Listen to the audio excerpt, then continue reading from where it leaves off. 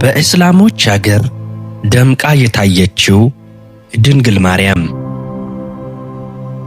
ዛሬ በኢራን የተከሰተውን አንድ አስደናቂ ነገር እንመለከታለን።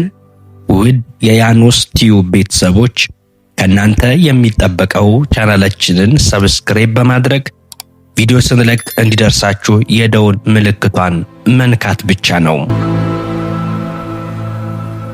ዛሬ ይህንን አስደናቂ በኢራን በእስላማዊቷ አገር የተከሰተውን አንድ ድንቅ ነገር የምናጋራችሁ ይሆናል። ቪዲዮውን እስከ መጨረሻው ብትከታተሉት ታተርፉበታላችሁ። በኢራን የቅድስት ድንግል ማርያም ክብር ተገለጠ።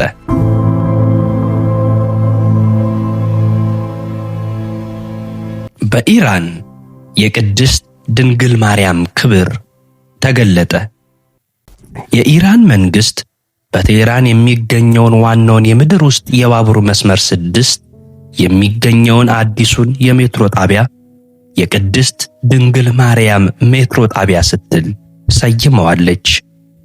ከክርስቶስ ልደት በኋላ 66 ዓመተ ምህረት ከክርስቶስ 12ቱ ሐዋርያት አንዱ የሆነው ሐዋርያው ታዲዮስ ክርስትናን በተሰበከችውና ዛሬ ላይ የሙስሊም አብላጫ ቁጥር ባለባት ሀገር ውስጥ እንደዚህ አይነት ክርስቲያናዊ ስነ ህንጻ የተላበሰውና በሃይማኖታዊው እና በባህላዊው ተምሳሌትነት አጉልቶ የሚያሳይ ጎዳና መሰየሟ የህዝብን ትኩረት ከመሳቡ ባሻገር ለብዙ የምዕራባውያን ታዛቢዎች ያልተጠበቀ ነው ተብሏል።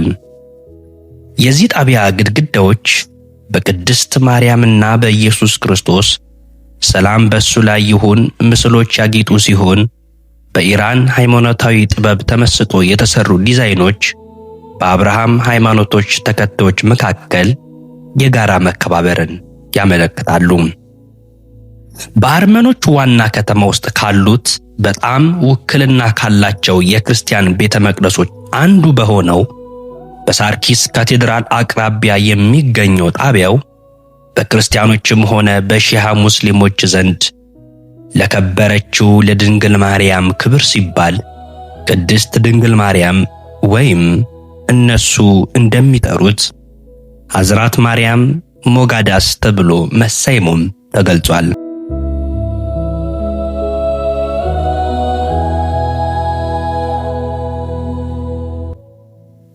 የኢራን ክርስቲያኖች ይህ ጣቢያ በመከፈቱ ደስታቸውን እየገለጹ ይገኛሉ። በቴህራን የምትኖር ናዛኒን የተባለች ክርስቲያን በኢንስታግራም ገጿ ላይ እንዲህ ስትል አጋርታለች።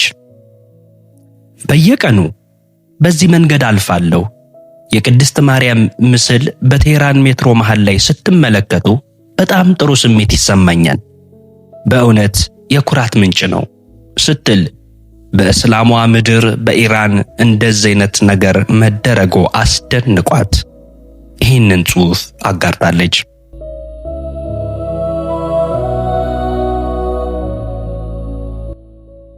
በኢስፋሃን የምትኖር ክርስቲያን ልጃገረድ ደግሞ ፓሪሳ በኤክስ ላይ እንዲህ ስትል ሐሳቧን አጋርታለች።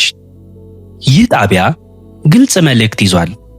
ኢራን ለሙስሊሞች ብቻ ሳይሆን ራሳቸውን ኢራናውያን አድርገው ለሚቆጥሩ የሃይማኖት ተከታዮች ሁሉ ሀገር ናት የሚል መልእክት ያስተላልፍልኛል ብላ በትዊተር ወይም በኤክስ ገጿ ላይ አጋርታለች። ይህ ጣቢያ የምድር ውስጥ ባቡር መስመር 6 25ኛ ጣቢያ ሲሆን በካሪም ካን ዛንድ ጎዳናና በኦስታድ ነጃቶላሂ ጎዳና መገናኛ ላይ በሴንት ሳርኪስ ካቴድራል አቅራቢያ ይገኛል። የምዕራብ እስያ የዜና ኤጀንሲ ስለ ጣቢያው እንዲህ ሲል ዘግቧል። ኢራን የተለያዩ ሃይማኖት ምድር የቅድስት ድንግል ማርያም ጣቢያ በተመረቀበት ወቅት ኢራን እንደገና የሃይማኖቶች መካከል የሚደረግ ውይይት መፈክር ብቻ ሳይሆን የአገሪቱ ታሪካዊ ማንነት አካል መሆኑን አሳይታለች ሲል ተናግሯል።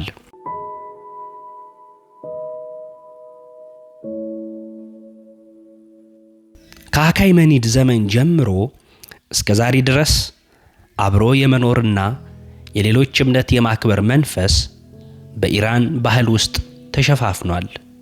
ይህ ባህል በቴህራን የምድር ውስጥ ባቡር ውስጥ እንኳን በውበትና በመረጋጋት ራሱን ያሳያል በማለት አስነብቧል።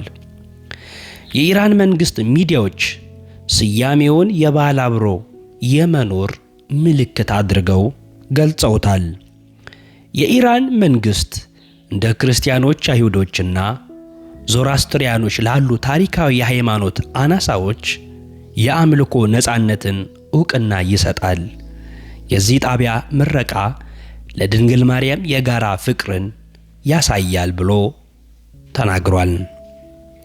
ብዙ ተጠቃሚዎች እርምጃውን ያልተጠበቀ ነገር ግን አዎንታዊ ሲሉ ተቀብለውታል። ከአናቶሊያ እስከ ኢንደስ ወንዝ ከካውስካስ እስከ ፋርስ ባህረ ሰላጤ ድረስ የተዘረጋችው ከክርስቶስ ልደት በፊት 1000 ዓመታት የሚመዘዝ ታሪክ ባለቤቷ ፋርስ ክርስትናን ቀድሞ ከተቀበሉ ሀገራት መካከል አንዷ ስትሆን ዛሬ ላይ የምንጠቀምበትንም ሂሳብ ማስላት ለዓለም አስተምራለች።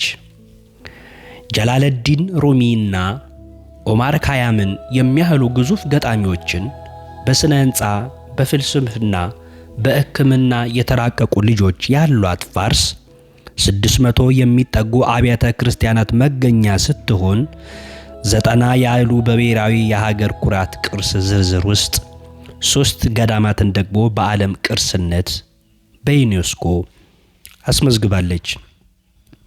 ዛሬ ይህንን ድንቅ ነገር ተመልክቼ ማለፍ ስላቃተኝ ለእናንተ ላጋራችሁ ከዚሁ ከሶሻል ሚዲያ ያገኘሁት መረጃ ስለሆነ አብረን ይህንን መረጃ እንድንቋደሰው ፈለግኩኝ።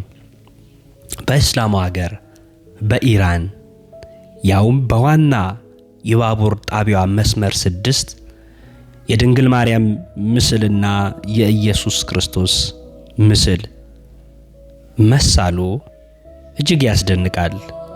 በዚህ ሰዓት በዓለም አነጋጋሪ ነገር ሆኖ ተመዝግቧል።